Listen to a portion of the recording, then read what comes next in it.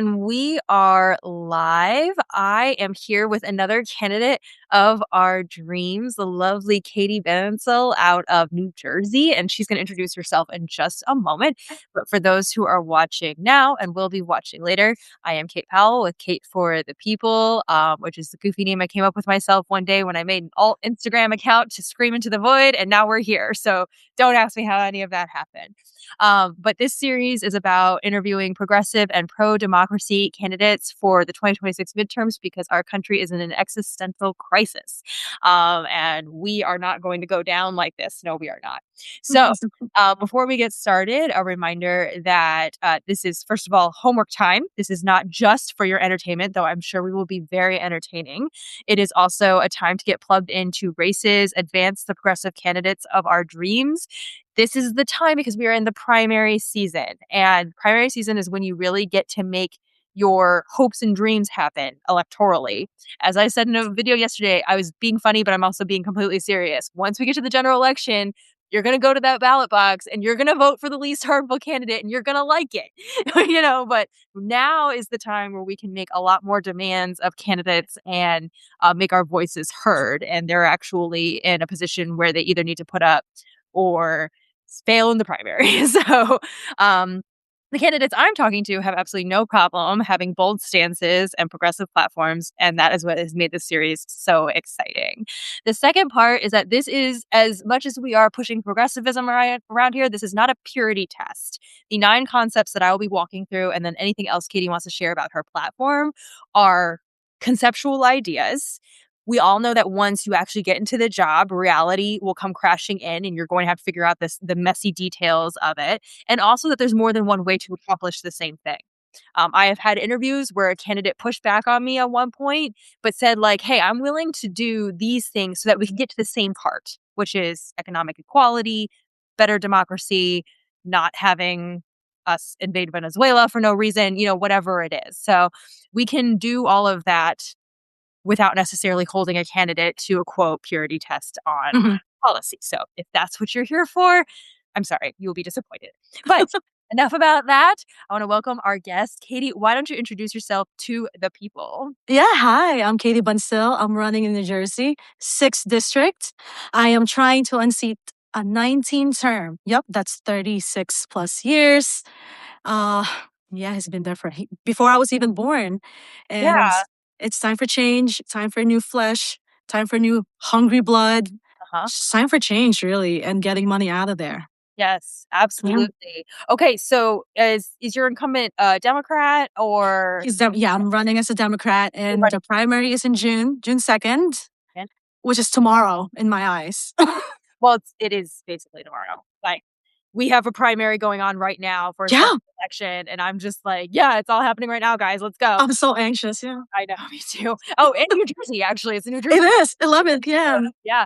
So, it's electorally a total whirlwind. And I think that's interestingly, as the more I've been doing this, like these interviews and this work, it's like, I don't think I even understood before now just how much a year-long process election year is, and the average voter is just not tuned in until October. All of a sudden we're like, oh my gosh, that's right. We need to remember to vote or whatever. So anyway. It's true. Yeah. So you're in the June 2nd primary. Is there anybody else in the primary besides the incumbent? Yes, it's me and another one, John Shu. He ran in 24. Okay. He's trying his next bid again. So okay. Yeah. So it's going to be a competition. There's 3 of us. Yeah. All right. And so with that in mind, Katie, why are you running? Because you could just sit back and let somebody else do it.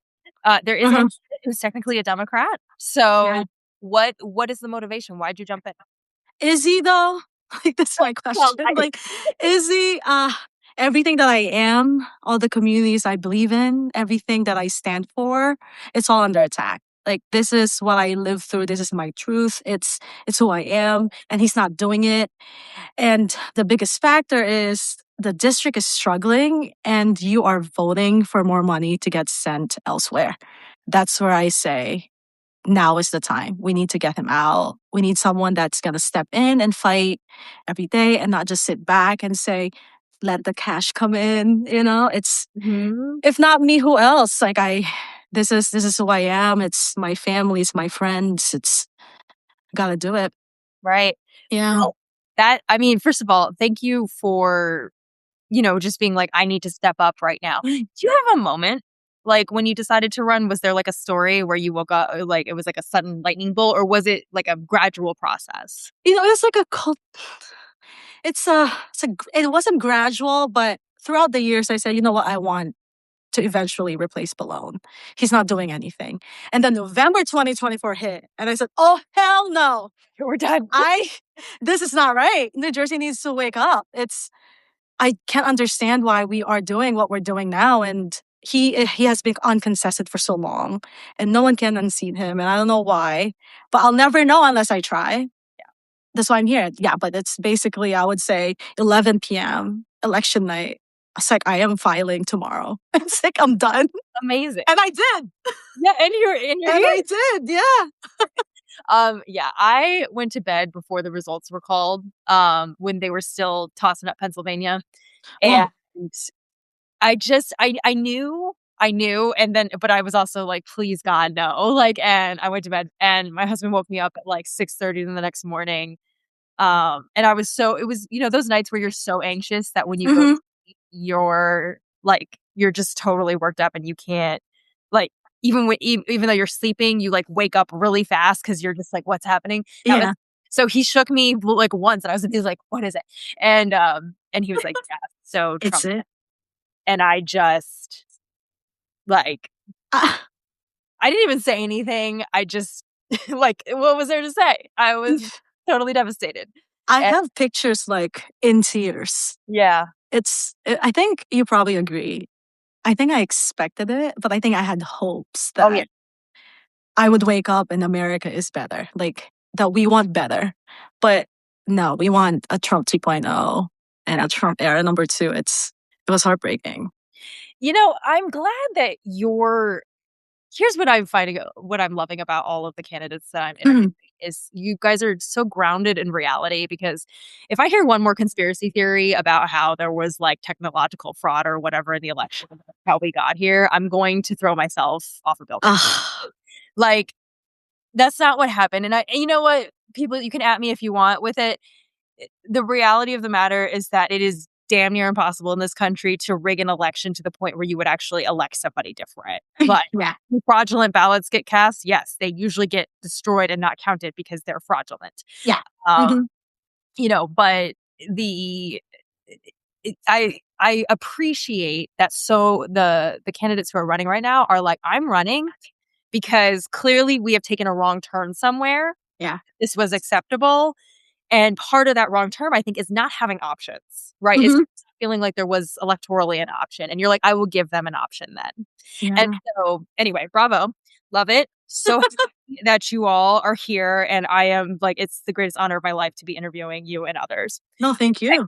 Oh, yeah, absolutely.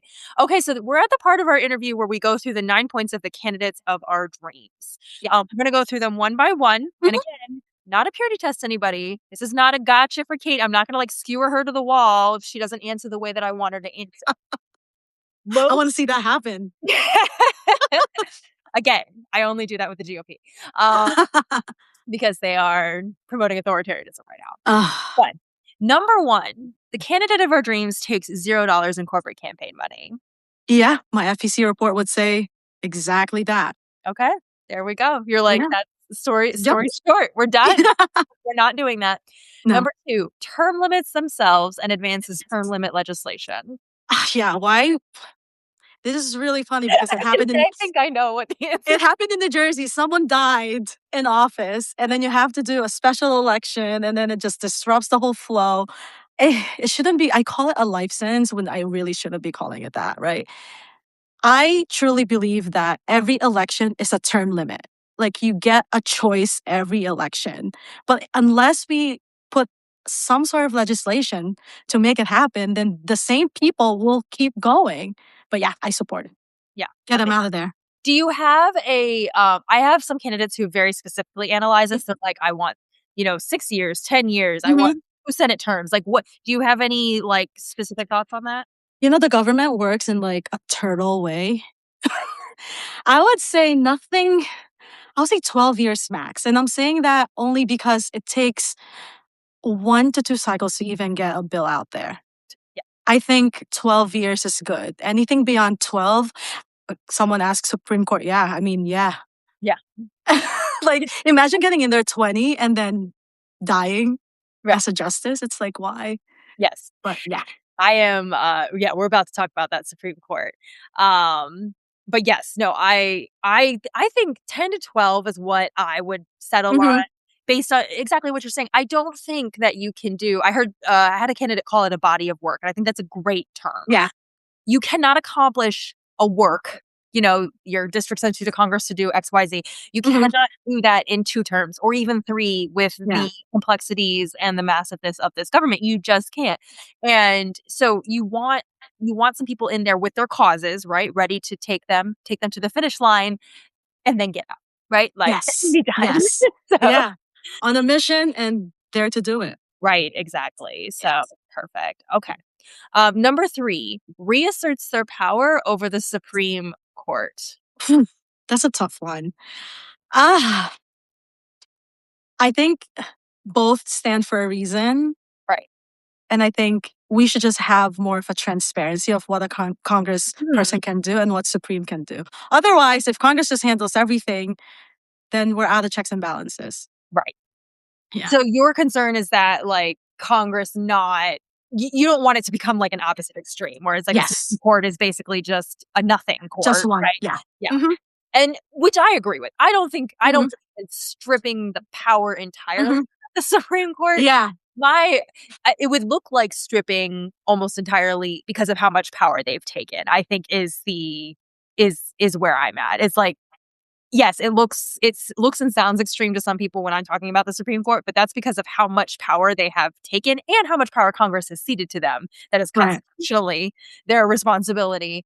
And I think, people talk about term limits for the justices. I think that's a worthy cause, even though that would Hmm. definitely be a 12-year project because that's a congressional amendment or a constitutional amendment. Constitutional. Yeah. Yeah. Hmm. And I think that's the biggest thing, which is why I like other things that are already in the Constitution, like jurisdiction stripping, right? Like saying you can't, you know, Yes. for instance, the Dobbs decision that overturned Roe v. Wade, Hmm. Congress could have stopped that. They could have Yeah. stopped it by saying, "You don't have jurisdiction over this case, you're done."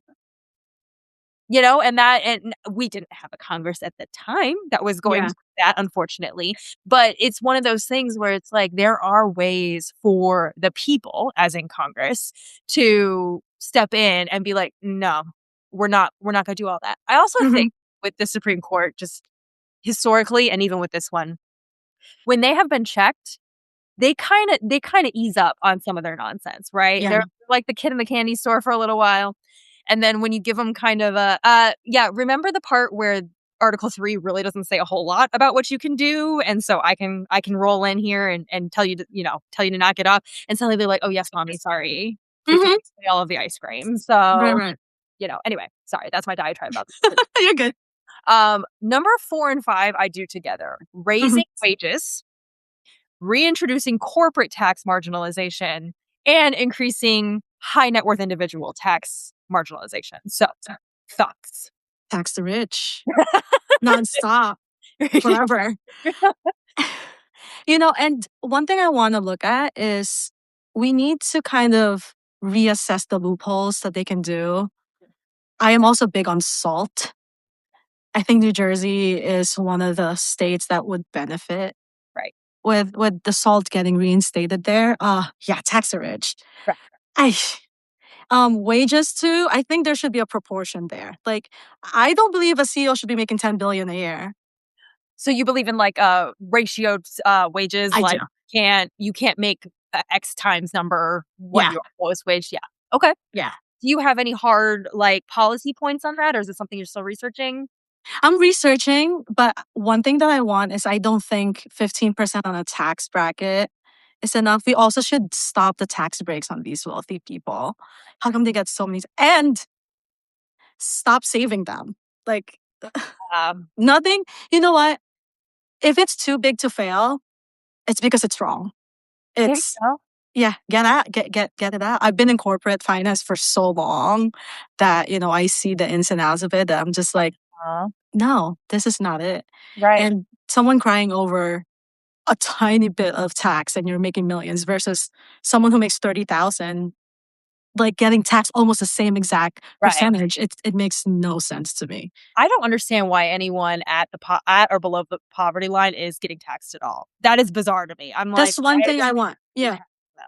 Exactly. There should be a threshold. There should be, if you are making minimum wage, my thing is, if you're making less than 40,000, you are poverty line. Like especially in New Jersey, Yeah. we just actually passed as of last month $15.92 as the minimum wage, which is still not enough. No, it's not, but it's And better.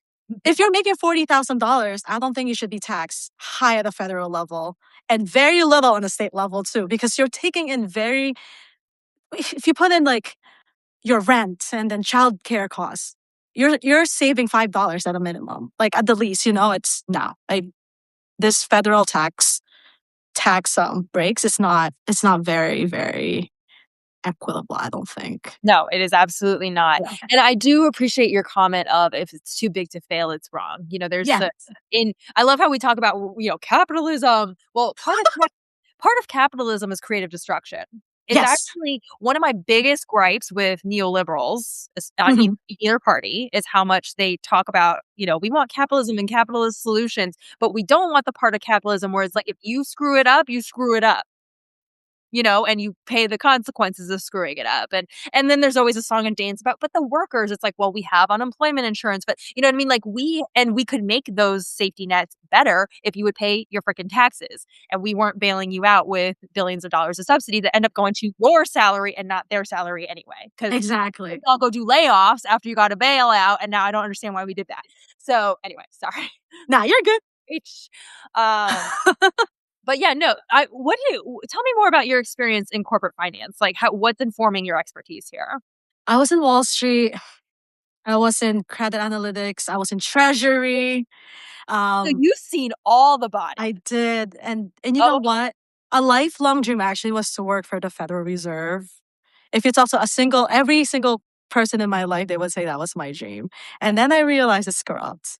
And then you realize that everything else that you see around you is just wrong, right? And the biggest reason as to why all these companies that are too big to fail get the bailout is because someone in Congress or someone elected is trading their stock, right. right? I know exactly what you're going to do, and I'm going to help you get there. And we need to stop that. I think it's not about the people, it's about me and my pocket. And it's just absolutely wrong. Okay. Well, there Yeah. you go. I love it. Like you're like, I was a mole on the inside. I was a double agent. I'm here to tell you, it's worse than what you thought. It really is. And it sucks for people that are, like the very bottom of the barrel is they're the ones that are struggling and working hard. And the very top, they're just like sitting on their couch, like making big decisions. I don't know what big decisions are, but Right. yet they don't they don't pay. There's no accountability in the system. And I think that's why Democrats are just losing hope. And a lot of people don't even want to believe in the democratic world because Right. it's not fair. But we can make it fair, We can. in June. We are here to make it in June 2nd. Keep plugging. Okay, number 6. Now I'm very interested to know what you think about number 6. Bans stock buybacks. Now, yeah. So funny you say that. You are the candidate of my dreams. Okay. I actually I posted this forever ago. I don't know if it still exists in the world, in the internet world, but I was explaining the difference between Steve Jobs and Tim Cook. Steve Jobs was about the people. He was saying, we are not going to do the buybacks because then you're just putting money back into the people that are not really about our products and they just want to get rich. And why would I do that? And then now I'm going to have to like lower wages or like do layoff versus Tim Cook was like, lay off people because I need to do a buyback, Mm. right? When you buy a stock, when you do the buyback program, it inflates the stock. And only people that are benefiting are the ones that own the stock, Right. right? If I don't own it and I'm just a tiny little person that just buys a tiny Apple pen, I won't see that benefit. We need to just stop. Like there should actually be legislation where a company is not allowed to do an X amount of layoff if their balance sheet shows that they are just going to buy bucks. And the thing is, you can't just do buybacks. That gets approved through a process. You go through the board to get a buyback program processed, right? And we need to stop them from doing that, because why would I stop you from, as a board member, why would I say, no, don't do that? But Because I'm going to get a check. I'm going to get, it's, girl, I'm telling you. oh my gosh. Okay, first of all, music to my ears. So, and Ban it today. you're like, ban it right. Um, Right now. that's the thing is like I'm all for like just banning it outright. It used to be illegal and now it's not for because Reagan, as most things. But Economics. Reaganomics, man, he was a genius. Uh, no, but like really though, if it, even if people don't want to do like an outright ban, I'm like, fine. Then there needs to be, like you were just saying, there needs to be certain things that you are Mm-hmm. not allowed to do. If Mm-hmm. if you have all this money to do a buyback, you have to raise wages a certain amount, or you certainly can't do layoffs. Yeah. Or my personal favorite is you don't get any federal tax credits that year. You don't get any federal contracts. I don't want my taxpayer dollars going to buying back your stock. You can do that on your own time with your own money. Like that's how I feel. It's like if you want that true capitalism, that's cool. No welfare benefits for people who are using their money to gamble on the stock market. That is not how that works. So, No, why do I have to pay for your pleasure? It's my right. like, Yeah, why? exactly. Yeah. Appreciate that so much. I love that question. That's my favorite. Oh my god, it's my favorite too. And here's the thing, like I have talked to others who disagree on that particular policy point, and I'm like, that's fine. But they Yeah. are also very strong on the other end of it, which is we need to make wages more equitable. We need Yeah. to raise tax revenue. And I'm like, you know what? Honestly, that ends up accomplishing the same thing because if they're paying their taxes, they don't have the glut of profit in order to do the buyback in the first place. So we Yeah. can we can get there. But I would also just love a ban to just be like, that's not an option, y'all. We're taking that No. toy chest. Yeah. Okay, number 7, invest in a robust, nimble, and strategic administrative state. What does that even mean? Like, I let me ask you, what would that mean to you? It would mean that we have, first of all, that we treat public service like a Uh-huh. profession as opposed to like a demeaning, demoralizing career. I don't want like the way we doge everybody and everything. Like that was an unacceptable way to just treat people. And this is coming because I'm a master of public administration. I have worked in Mhm. nonprofits Yeah. for a decade now. And I believe very much in public service. Even if you're in the private sector, technically, I believe very much in public service. But even for the actual public sector, I believe that it is a distinguished profession that gets, treated terribly. So first of all, treating it with respect, but also introducing the technology of our age in a responsible manner, so that we can deliver services to our people in a nimble and robust way. So when I say robust and nimble, I mean like you're not like, oh, the DMV. You're like, oh, like, snap, snaps, let's get this done. Because Yes. when I say I like bureaucracy, I mean I like effective bureaucracy. I don't like the nonsense bureaucracy any more than the next person. Like I'm not a Right. psycho. So Mhm. anyway, so that's what I mean by that. Okay. So, one big policy that I want is to actually reinvest heavily in public service, because one, a lot of people don't want to get into public service because why? Right, You're not paid, you're underfunded. right, Like, I love that you use the DMV because no one ever wants to go to the DMV, because when you go there, people are miserable. Why they're miserable? They're not paid well. They don't have, like, even if you say government benefits is good, it's probably not enough for them. right.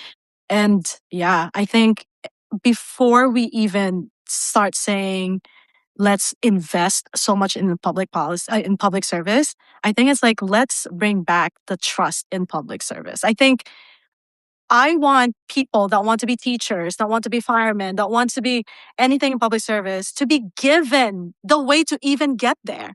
They shouldn't even be paying for school. Yep. Agreed. They should. Agreed. It's a public service. Like, why? If I want to be a teacher for a public school, why do I have to pay 30, 40, $50,000 a year to be a teacher? And then the certifications it's not even reimbursed sometimes. And then, oh, I got to my lifelong dream of becoming public servant, right? And then I get there and I have to pay for my own resources. Mhm. Why would I want to serve my country, my town, my state. It starts from Reagan used to love trickle down economics, but not. So I think it starts from that. Like you have to give them the initiative to even go for it, and then it will trickle down. If someone gives me a chocolate and I love sugar, I will be happy the whole day. It's the same exact logic here. If you give someone the way and the will to be able to become a good public servant, then everything else will follow. You will walk into the DMV like it's Disney World. Right. Because everyone wants to be there. Because guess what? I don't have student loans. I'm paid more than the minimum wage, which I really want. New Jersey, I think it's minimum $20 Right. should be. And then I have good benefits and I'm pensioned and I have good life insurance and I have good insurance. Oh, I will make you the happiest person getting your license. Right. Like, it's Right. like Exactly. our government's giving so little to people that are giving so much. And it sucks. Like, meanwhile, we go back to your question 5 and 6 or 4 and 5, where someone who walks into the corporate sector in Wall Street, Right. God forbid they do something horrible for the day and then they get a bonus. It's Right. who are you serving? But yeah, I thank you for being a public um service advocate. It's Oh yeah. I'm all for it. I mean, my mother works for a government agency. Well, it's not really government, it's like nonprofit, but like government. Yeah, like an NGO. Yeah. But it sucks because yeah, she has good insurance, she has good pension, but then she goes home with very little. Right. And then she's thinking about having to work 2 jobs just to be able to sustain. It's like, why? You're helping the country become a better country. Right. You know? It's we should give back. Yeah. Should be free.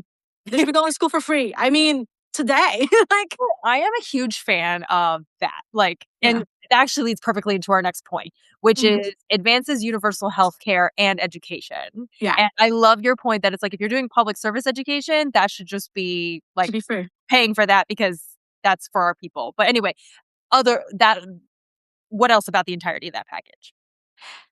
Number two, even with vocational and training programs, I think we are losing the blue collar jobs, right? Like I was talking to a 13-year-old and he didn't even know what a plumber is because he's never seen a plumber, right? And I'm like, let me Mario is a plumber. Don't you know this? Didn't you watch Super Mario Brothers? And it's like that little child, oh, ha, ha, ha. And those are the people we're losing. You know why? Because they're not getting paid enough, right? And I have family members that are teachers, and it's like, I don't even want to teach anymore because why? And then they try to look into teaching into private schools because they're better funded, but then not many people can afford it. But in the grand scheme of things, especially with healthcare, universal is the way to go. Right. Like, I've been denied insurance before, and it's like, oh my God, what am I going to do? Like, should I get this treatment or should I just die? Like, do I pay my mortgage or should I get this medicine? Right. And I use an EpiPen. I have allergies, right? And EpiPen used to be $300 Yes. and it expires so fast if like it and you buy it every so often Right. but now it's much cheaper, which is still not cheap enough. Right. And the access to healthcare is actually not accessible at all. So my district specifically, it has pockets where public transportation is not good. So, and those poor areas, they don't get to go to like a primary because one, I have to take off from work. And two, how am I going to get there if there's no train or bus, right? I want the Medicare and Medicaid to extend the coverage of telehealth.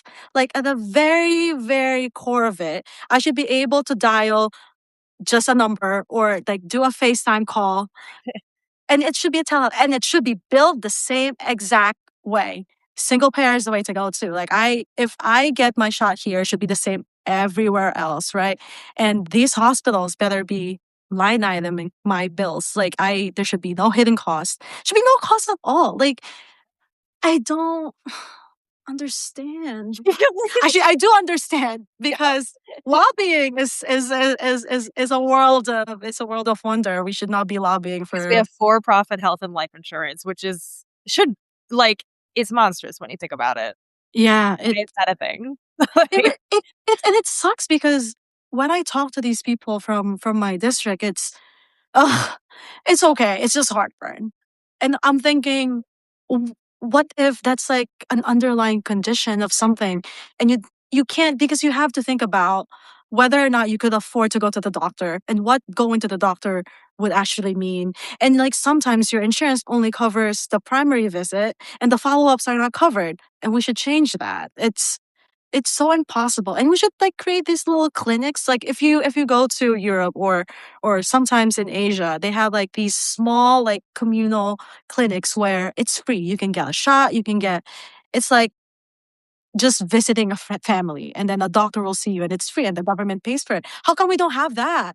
We have free flu shots, but it ends there. You Right. know, it's there's so much we can, and don't tell me we don't have the money, because clearly we do. If we can send billions of dollars to Israel, we have money. Right. Don't even get me To a started. country that has universal healthcare and universal education. Like, yeah, it's Clear, if someone there gets sick, they're okay. right. Unfortunately, if someone here gets sick, it's like a matter of being able to survive or not. It's if I'm paying a ton of tax, I should be benefiting from the tax, right? It's I don't get it.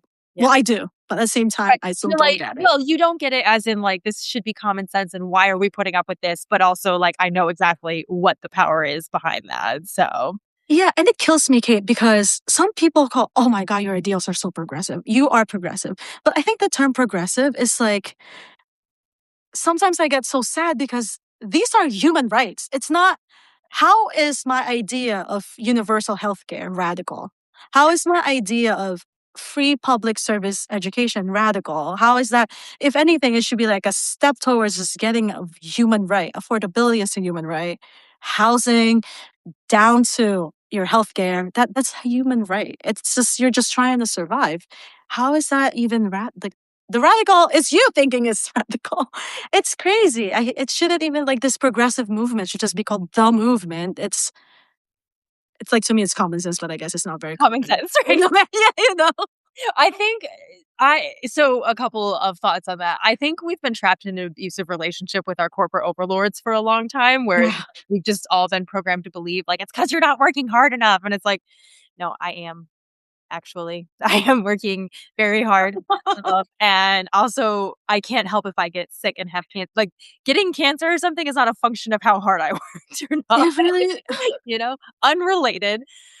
All right. That brings us you kind of hinted at it, so I think I know where we're at, yeah, but the final point on the list is the candidate of our dreams espouses a multilateral, non-interventionist foreign policy.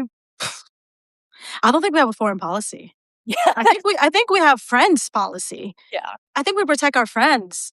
And those friends are the ones giving us money so we could keep funding our reelection so no one could ever take our spot because we just keep each other richer. Right. Yeah, stronger. I think we need to bring back the foreign to foreign policy. Yeah. It starts by claiming Israel for what it is. Let's start there, and then the rest should fall. Okay. Great. I I don't know. I'm glad we're finally getting to a point where I think a lot of the rhetoric about there is, the Jewish people and then there is the state of Israel. Right. And, I think for the longest, well, I don't think, I know, for the longest time, those two things have been treated as synonymous. You had Ted. Yes. When I saw Mhm. Tucker Carlson arguing with Ted Cruz, I thought I was in the Twilight Zone, Me too. but yeah, when they were arguing about when Tucker Carlson was like, "But the modern state of Israel, you think that's what they were talking about in the Bible?" Like, and I was just like, "Yeah, well, Ted Cruz doesn't even believe it. He's a grifter." But there are people who believe that. And, Yeah. I think regardless of your faith tradition or what sacred texts hold as truth or whatnot, it is bizarro to say that Benjamin Netanyahu is some kind of like God's chosen one or whatever, and that what he's doing is therefore sanctified. It is very, very bizarre to me. And that I speak as someone who used to be a pastor. Mhm. I am a monotheist, though I have a lot of questions about like everything. Yeah, and anyway, I could go on about that, but Yeah. I like how you said it's like a foreign policy would actually be, can I get a foreign policy, please? Yeah. Because it definitely does seem to be whatever mood he wakes up in that day. It really is. He being that man in the White House, right? He wakes up and Yeah. he's offended by somebody or whatever, and that's who, I'm is gonna buy you. right. And it's like, what is going, take your meds and go back to bed, please, is what I want to Yeah. say to that man on a regular basis. Awesome. Yeah. We are at the wild card of this interview. So you are going to represent New Jersey 6 if they'll elect you. Yes. Hmm. What it sounds like you've been talking to constituents plenty. Yeah. What is New Jersey 6 telling you that they're specifically looking for from their representative? Abolish ICE is the Okay. number one. There had been two main raids in my district. Okay. And where was Frank? Representative Pallone, excuse me. I don't know where he was, but it was very scary. I am part of a rapid response team in New Jersey, and it's the number one thing they want. They want someone who would go in there and say, "Get ICE out. It needs to stop. Get it out." You Right. can't you can't really defund. You can't really reform something that's fundamentally broken or something that's made to just break people. That's the number one thing. It's just abolish ICE. And two, please let me be able to buy a house. It's like, please let me be able to afford rent. I want to buy something for my kids. Affordability, and I said this before. Affordability is not a trend.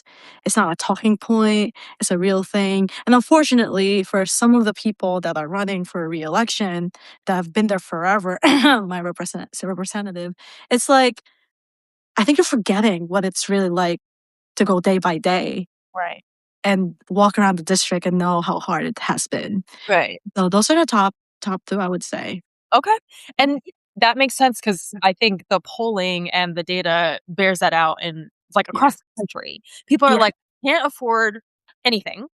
Mm-hmm. And we are brutal right now as a country. Like we're being brutalized, and as a nation, we are brutal. Like, and it Yeah. needs. I'm not okay with that. Like, this is not who I want us to be. And I think it's definitely both. And I appreciate that you're saying both. And I think a lot of Democrats right now are leaning on the affordability. It's like affordability, affordability, affordability. The polling is telling us that the people want you to talk about immigration policy and who we like foreign policy and who we are as a nation to each other. Like that's not separate. I want to ask you a tough question. Yeah. Okay. So this is not a gotcha, I promise. Gotcha. I'm yeah, gotcha. I'm open to things. So immigration and customs enforcement, full name of ICE. We have, and then we have Customs and Border Patrol. So we have like two agencies that are sort of dovetailing. Mm-hmm. Polling does tell us that the people in general, not everybody, but in general, especially independents, which is a key voting bloc, right, are pleased with border security right now. Mm-hmm.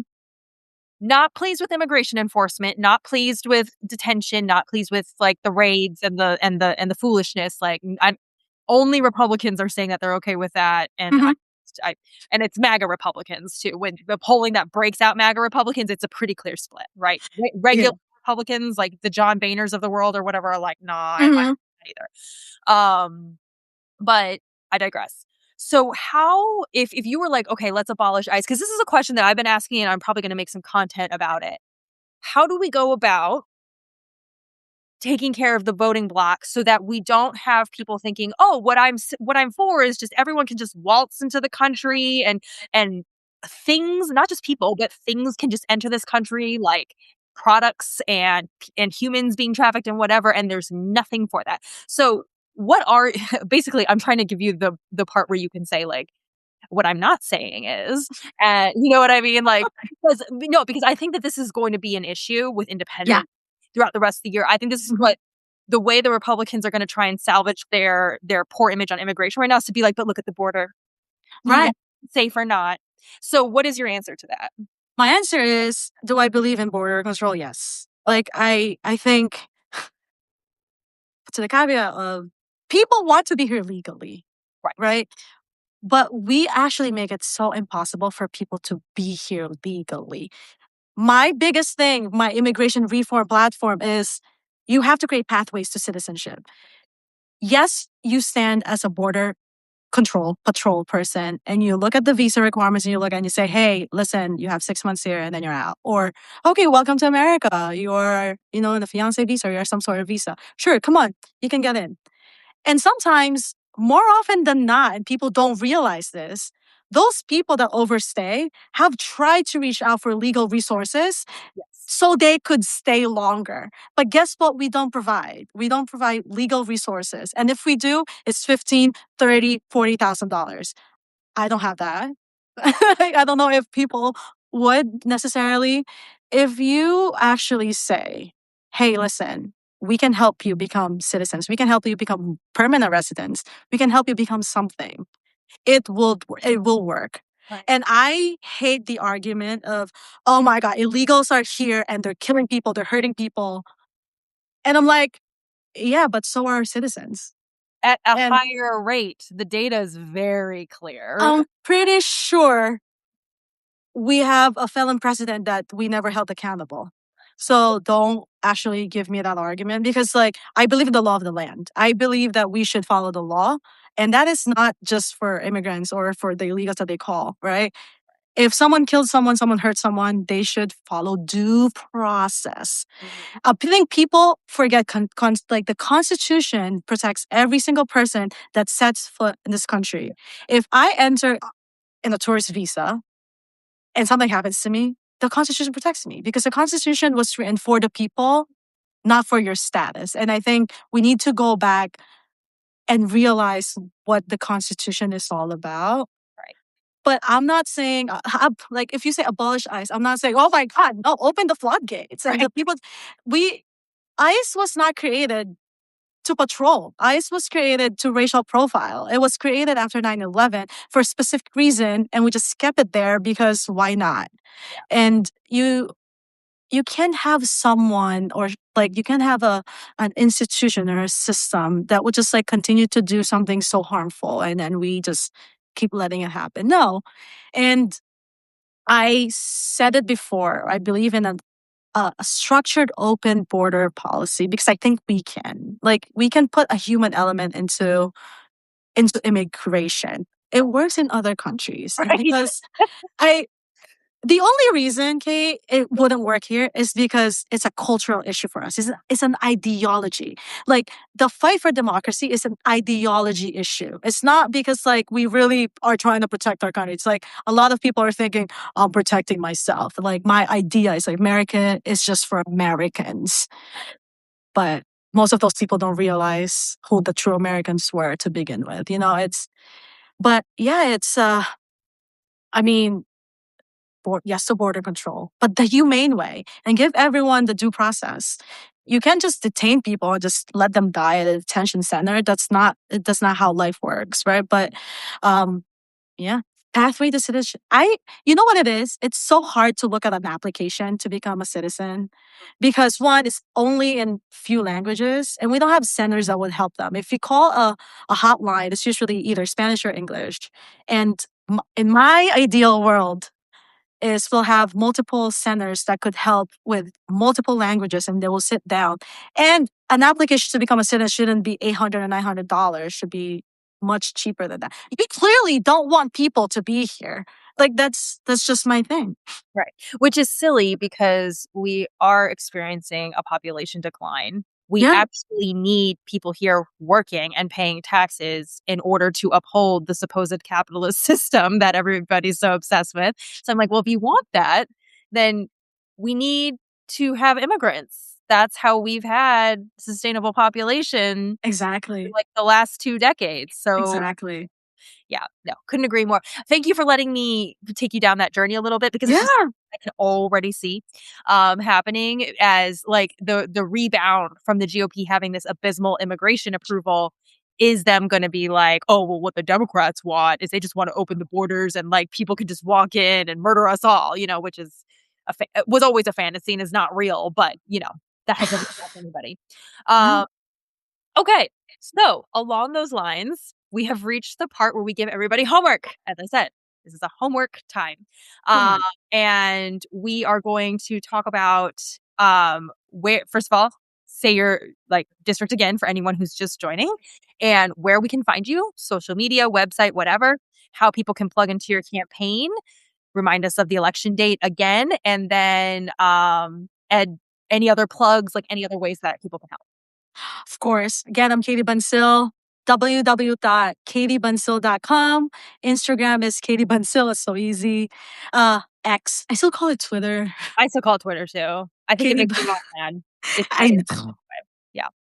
We should have another live discussing Elon Musk because I hate that guy. Katie Bansil 4, the number 4, NJ for X slash Twitter. And the primary is June 2nd, 2026. The next 4 months are going to be the craziest, wildest months. We love every support you could get, and you could give. That's either through donations. It's so weird to ask people for money, but I as a grassroots campaign, we're not really asking, So the I'm just millionaires. gonna do a fundraiser, I'll do it for you. People, the only way that independent and progressive candidates can get funded is through your donations. And that is Yes. because establishment corporations are going to vote for establishment candidates that they have already set up in their seats to do their bidding. If you want something different, you have to do something different. As I say all the time, nothing changes if nothing changes, which means that if you're not comfortable giving to political candidates, guess what? You need to start getting comfortable with it, because if you want the progressive, you need to actually invest in them. Bank of America is not going to invest in a trader financial analyst like Katie, who is spilling all their secrets about how the financial world actually works. Okay? So It's true. Yeah. there we go. And with love volunteers, I love Phone talking to people. banking or anything available? Yeah, we have no phone banking yet, but we will soon. We're canvassing all day, every day. Not Okay. really every day, but most days of the week. I love talking to people. It's refreshing to hear, people's stories. And we're doing a small business tour this month and the next month to kind of see the Awesome. small businesses. And I just love meeting owners and be like, hey, what inspired you to do something? Because I also want to share what inspired me to kind of help them and to protect them. But yeah, it's come join us. Come join us. Let's Are unseat this guy. See them.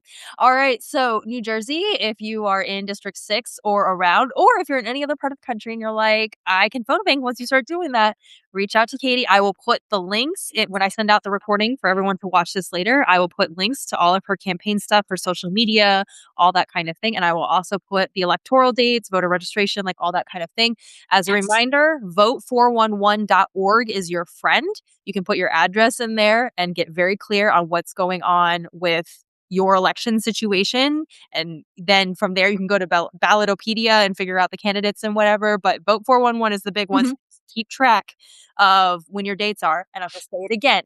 Primaries are the time where you can put in candidates like this one. If this is the candidate of your dreams, you have to do it now. You cannot wait until this summer or this fall to suddenly start thinking about the election. So if you're not in New Jersey, spread the word to your friends and family in New Jersey. Send this link, send the social media post that we'll put out later, all that good stuff. Yeah. All right. Awesome. Katie Bansil, it was so nice to meet you. Thank you for having me. This was fun. Yeah. Absolutely. And when you win that primary, we're going to have you back so we can talk about the general election. 100%.